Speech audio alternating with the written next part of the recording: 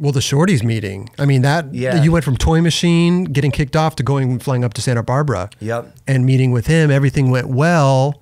How long after that meeting did Shorty's skateboard start? Like right away. Right away. Like not even a week. I don't think I was signing that contract. He showed me the money. I said, it's on. Who was your first? The first real paycheck I ever got was from Tony. Seriously? I mean, before that, I got like, maybe $500 the most. Here and there, even for being pro for Toy Machine. Okay. Yeah. And so that I was hyped on that. Don't get me wrong. I thought I was like, Charlie Watson paid me my first $100 bill for Maple. Okay. He gave me a $100 bill, and I was like, I'm rich. Right. I was so hyped. There's a whole other story associated with that amazing, one. But like, there's so many stories. Sure. They're funny. You want to hear that one? No. Well, I want to know too, because I want to know who your first pick was, because I know wasn't Sammy Baptista and Jesse on already? So yes. So and you had to vouch. You had to like give your blessing. Pretty much. Right. Yeah. He was like,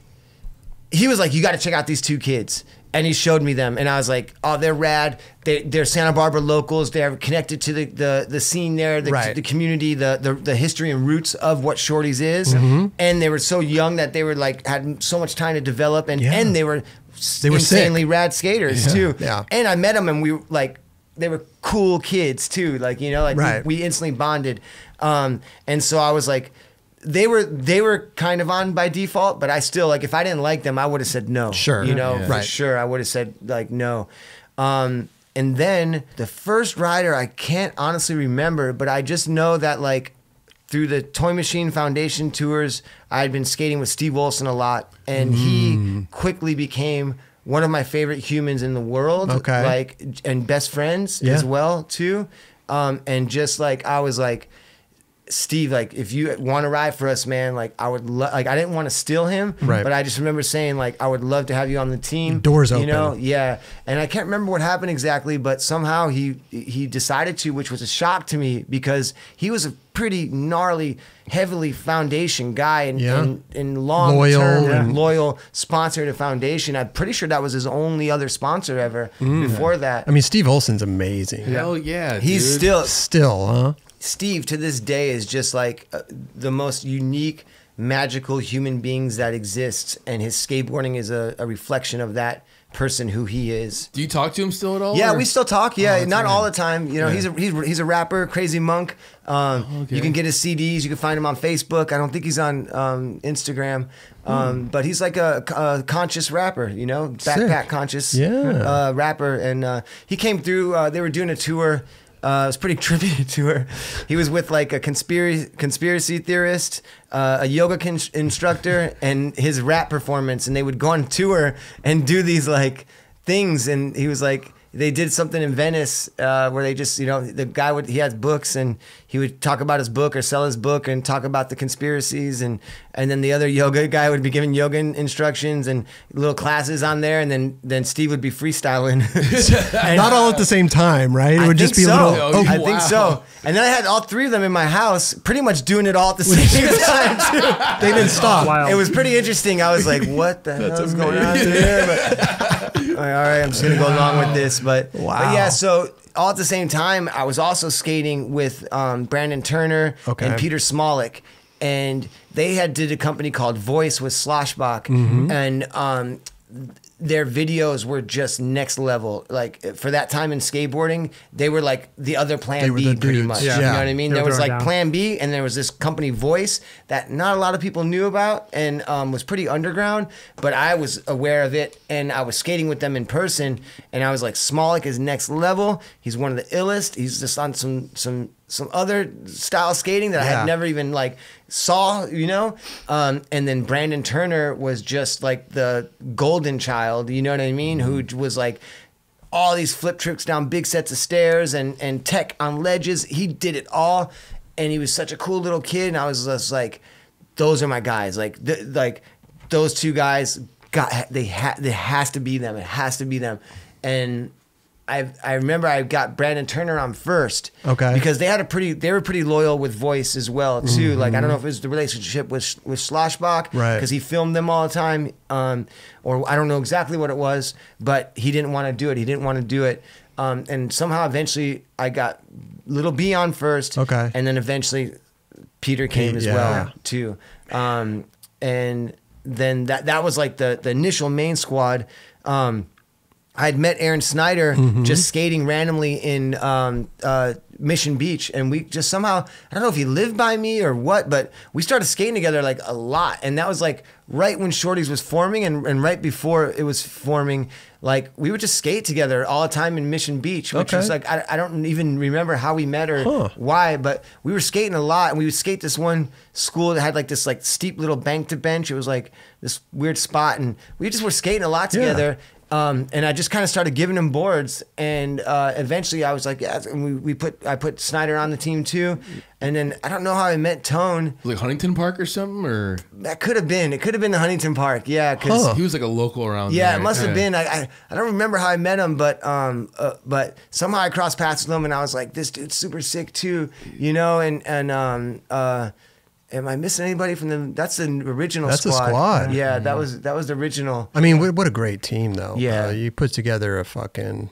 Yeah, and an amazing first video too. Bro. Yeah, and so then that was like, I mean, just the coolest times for myself, because it was like, the owner of the company, Tony, was just so cool, and like we were all just like a family, and we were just having fun, and I think that came across within the videos, and everything we were doing was pure fun. 100%. There was like nothing was thought out, like nothing was like it was just all freestyle, like, you know, like something would happen that day and be like, that was so funny, like make that a t-shirt or make that a graphic, or that's gonna be the ad, or you know, and Tony's a marketing genius too. Like he's just like, he was so talented at what he did. Okay. He was a visionary. And then Ape, his ex-girlfriend, was very talented on computers. And she was the type of person that could kind of just learn anything. Okay. So he was like, would conceptualize all this stuff, and then she would like put it together and turn it into create something. Stuff. She edited Fulfill the Dream, and she'd never edited a video before, never touched a video editing program till like a week before that. Oh wow. And she did edited that whole video. No way. And with our guidance of what we wanted to see, but none of us knew how to run the program. Yeah. I heard Snyder was saying, he's like, dude, there are tricks in that video that I wanted in there that didn't make it. Like he's like he wasn't a part of the editing process or something like that. Maybe Snyder got left out. There was something along those lines. He was like, Snyder got a lot of flack from like the whole team. Like they were kind of hard on him for some reason. Really? Like, yeah, like maybe because he wasn't like he wasn't a partier. Yeah. You know, he was kind of his own. He was such a like technical skater, and like, you know, clean cut. He was always my homie. I got nothing but mad love for Aaron. Skated with him back Aaron's here. the homie. He's such a great guy. And looking back at his stuff, even I almost like notice how crazy it is more now than I did at that time, even because I think I was really like into like handrails and hubble edges and bigger things. Right. So I was like, oh, this guy's the tech guy. Like I loved it, and that's what with the whole team. I didn't want like a repetition of the same thing. I wanted each person to bring something new to the table and offer their own little perspective, but still had to be tight, you know? Yeah. But the other guys were pretty hard on him. I remember. That's like, amazing. You know? It's so funny, dude. And they were hard on George and the guy, the team manager, man. They were so hard on George, man.